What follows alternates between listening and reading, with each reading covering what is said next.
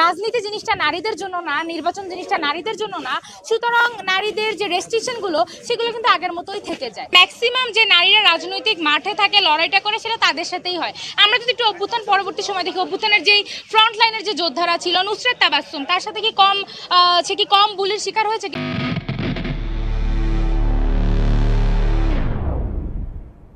ছেলে শিক্ষার্থীরা তারা কিন্তু একজন আরেকজনের হলে বন্ধুরা একসাথে মিলে রাজনৈতিক আড্ডা বহু আগে থেকেই করতে পারে। আমি বঙ্গমাতা শেখ ফজিলাতুন্নেসা মুজিব হলের অনাবাসিক শিক্ষার্থী। আমি কিন্তু আমার হলে যেতে পারছি না, আমি আমার হলে গিয়ে কথা বলতে পারছি না। আমি আমার বন্ধু যদি থাকে রোকেয়া হলে, আমি তার সাথে গিয়ে এক রাত যাপন করতে পারছি না, কথা বলতে পারছি না। আর আপনারা দেখতে পাচ্ছেন যে ছেলে প্রার্থীরা যারা, তারা ইতিমধ্যে বিভিন্ন ক্যান্টিনে যাওয়া আসা করছে, আলাপ করছে, আলোচনা করছে। তারা রাত 12টার পরে যে হচ্ছে 71 হলের, সে মহসিন হলের যাচ্ছে, যে মহসিন হলের সে জিয়া হলে যাচ্ছে। তারা কিন্তু এভাবে নিজেদের যে বলয়টা, নিজেদের মধ্যে যে আলোচনাটা, সেটা কিন্তু বহুত আগে থেকে শুরু করেছে। এই প্রচলনটা কিন্তু তাদের আছে। কিন্তু যেহেতু মনেই করা হয় যে আসলে রাজনীতি জিনিসটা নারীদের জন্য না, নির্বাচন জিনিসটা নারীদের জন্য না, সুতরাং নারীদের যে রেস্ট্রিকশনগুলো সেগুলো কিন্তু আগের মতোই থেকে যায়। এই যে অবস্থাটা, এটা কিন্তু আসলে যেটা বোঝা যায় সেটা হচ্ছে যে সমতাটা সেটা আসে নাই। তার পাশাপাশি যেটা, সেটা হচ্ছে নির্বাচনে যে লেভেল প্লেইং ফিল্ড, সেটা নারী পুরুষের মধ্যে সমান নেই। তো স্বাভাবিকভাবে মেয়েরা কিন্তু এখনো ব্যাকফুটেই আছে। যেমন আপনি যদি এখন যে কোনো নারী যে ভিপি প্রার্থী, যেমন আমাদের প্যানেলে ইমি আপু ভিপি প্রার্থী, তাকে নিয়ে কিন্তু প্রশ্ন যে কোনো নারী কিভাবে ভিপি হবে।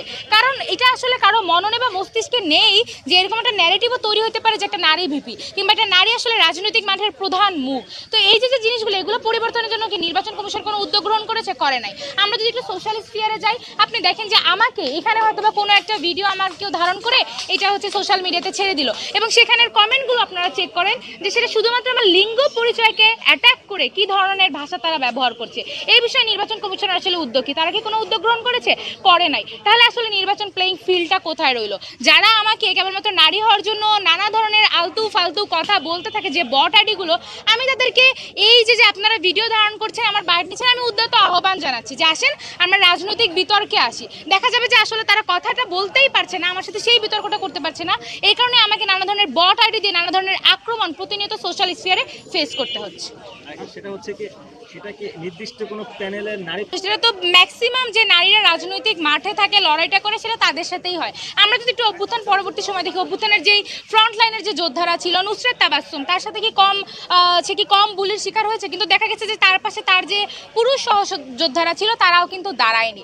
আমার প্যানেলের কথা যদি আমি বলা হয়, আমার প্যানেলের প্রত্যেকটা নারীই কিন্তু নানাভাবে সাইবার আর স্পিয়ারে বুলিংয়ের শিকার হচ্ছে। কিন্তু আমাদের যে প্যানেলটাই, যে 28 জনের এই প্যানেলটা, এখানে প্রত্যেকটা ফেস, প্রত্যেকটা কণ্ঠ, প্রত্যেকটা মানুষই হচ্ছে নানাভাবে প্রতিরোধী কণ্ঠ। তারা নানা সময় নানা অগণতান্ত্রিক বিষয়ে শিক্ষার্থী বান্ধব দাবিতে কিন্তু প্রতিরোধ গড়ে তুলেছে। সুতরাং এই ফেসগুলো যখন প্রতিরোধের মুখোমুখি হচ্ছে, একজনের সাথে হলে সেটা 26 জন প্রতিহত করার জন্য আমরা আছি, আমরা সেই পক্ষে কথা বলছি। এবং আমরা সবাই নিশ্চিত যে যদি আসলে একটা সুষ্ঠু নিরপেক্ষ নির্বাচন হতে পারে, তাহলে এই যে 27 জনকে, এদেরকে কোনোভাবেই বুলি করার মাধ্যমে বা কোনো ধরনের অন্যায় করার মাধ্যমে তাদেরকে আটকানো সম্ভব না। বিজয়ী আমরা হয়ে আসবো। কি পরিস্থিতি দেখছেন নির্বাচন? তাদের নানা ধরনের ব্যর্থতার পরিচয় দিয়ে আসছে। যেমন আপনারা যদি দেখেন, জুলিয়াস সিজার 2019-এর ইলেকশনেও ছাত্রলীগের সে একটা ত্রাস ছিল, ছাত্রলীগের পক্ষ হয়ে সে নানা ধরনের সন্ত্রাসী কর্মকাণ্ড ক্যাম্পাসে করতো, SM হলের ত্রাস হিসেবে সে পরিচিত, এবং এই লোকও হচ্ছে মনোনয়ন ফর্ম কিনছে, জমা দিচ্ছে। তো এই ধরনের ঘটনা এবং গণহত্যাকারীদেরকে পুনর্বাসনের পায়তারা যখন ডাকসু করবে, তখন অবশ্যই ভোটাররা কিন্তু নানাভাবে নানা ধরনের আশঙ্কায় থাকে যে আসলে নির্বাচনে যে দিন তারা নিরাপদে ভোট দিতে আসতে পারবে কিনা, এবং এগুলোকে কিন্তু তাদেরকে নানাভাবে নিরুৎসাহিতও করে। তো এই বিষয়গুলো যে নির্বাচনের মাঠ তাকে অবশ্যই প্রভাবিত করছে বলেই মনে করছি।